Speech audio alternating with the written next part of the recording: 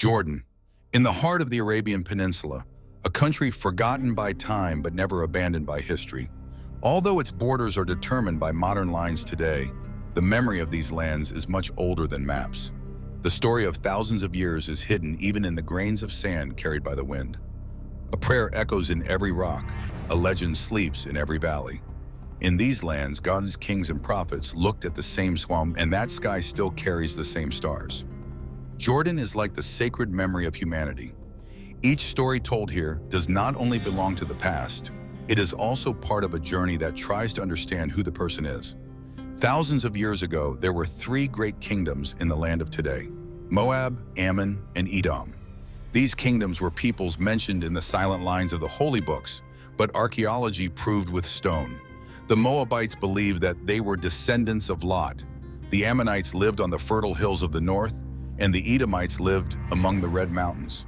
Their kingdoms are the story of peoples who fight each other but pray to the same heaven. Each of them built temples dedicated to his own god, engraved his own writings into the stones. The ancient inscriptions around Amman today are the silent echoes of those prayers. Then the Nabateans came, a people that opened the dusty curtain of history. It is not known exactly where they came from. Some say that they descended from South Arabia, others from the desert peoples of Babylon.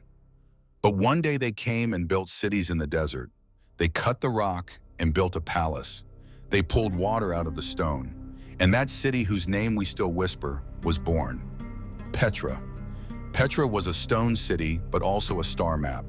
The location of every temple, every street, every altar was not random. The Nabatees studied the sky and shaped their cities according to the birth of the stars. Today, archaeologists have proven that some temples in Petra direct sunlight to the heart of the altar just in the equinox days. This was the sign of an intelligence that measured the universe even thousands of years ago. But Petra's real secret was about water. Water was necessary for a civilization to exist in the middle of the desert, and the Nabateans succeeded in this by confining water into the stone. The kilometer-long canals carved into the mountains collected the rain and carried it to the huge cisterns. That system was so well designed that Petra was not dehydrated for thousands of years. Even today, modern engineers admire how that system remains so durable. But Petra was not only an engineering marvel, but also a spiritual center.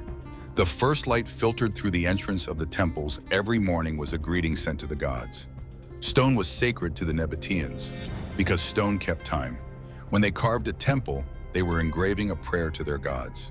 And these prayers continued to echo in the rocks even after thousands of years. By the time the Roman Empire reached the region, Petra's fame had already spread. Instead of conquering the city, the Romans admired it. The stone architecture of the Nabateans was combined with the order of Rome. Theaters, columns, and temples rose side by side. Some of the structures we see in Petra today are the result of the marriage of these two cultures. As time went on, the trade routes changed. The caravans shifted to other routes. Petra was silent, then forgotten. It was under the sand for centuries. Until in the 19th century, a Swiss explorer disguised as a Bedouin and infiltrated through the secret passages. He was breathless at the sight he saw: giant columns, palaces carved into red rocks, stones shining in the golden light of the sun. Petra was reborn that day. But the mystery of Jordan does not end with Petra. Another story begins in the north, on Mount Nebo. According to the rumor, Moses saw the promised land from this mountain for the first and last time. Everyone who climbs to Mount Nebo today looks at the same view: the blue of the Dead Sea, the horizon extending to the skyline of Jerusalem. This image has remained the same for thousands of years, and they say that in that silence, the echo of Moses' prayer is still heard. Further south, Mount Harun rises. It is said that the tomb of Moses' brother Aaron is here.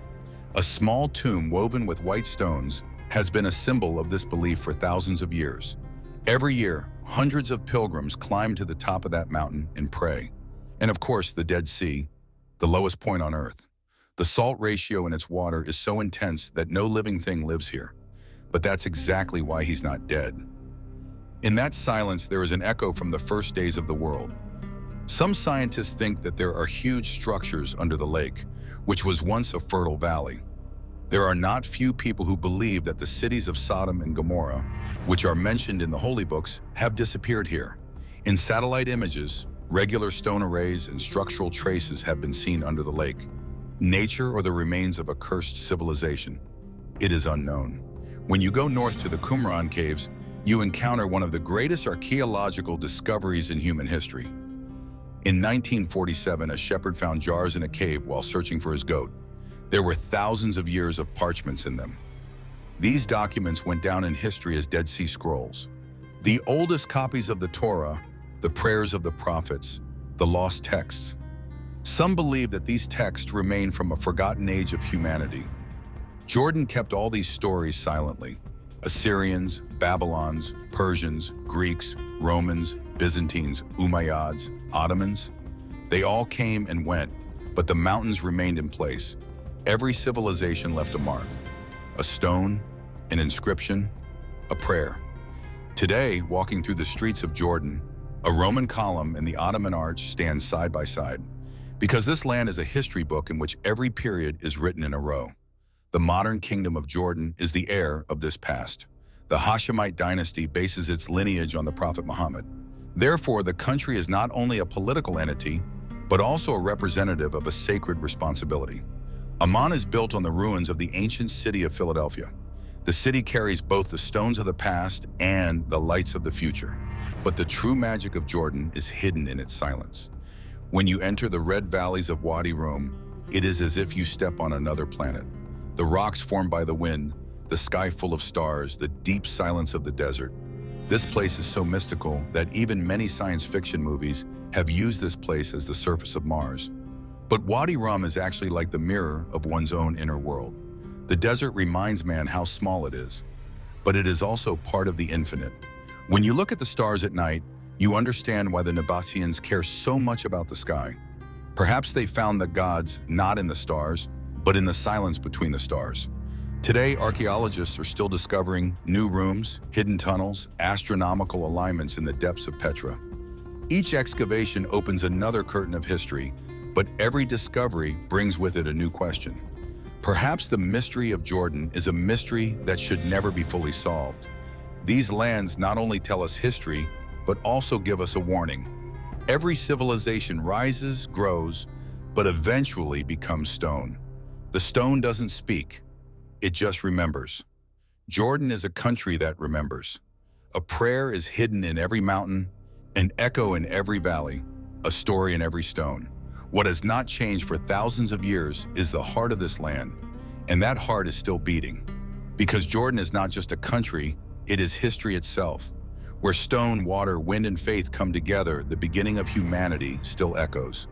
And maybe one day, as you wander through the rocks of Petra, you will hear that echo, the sound of the past, the heart of time, the unforgettable breath of humanity.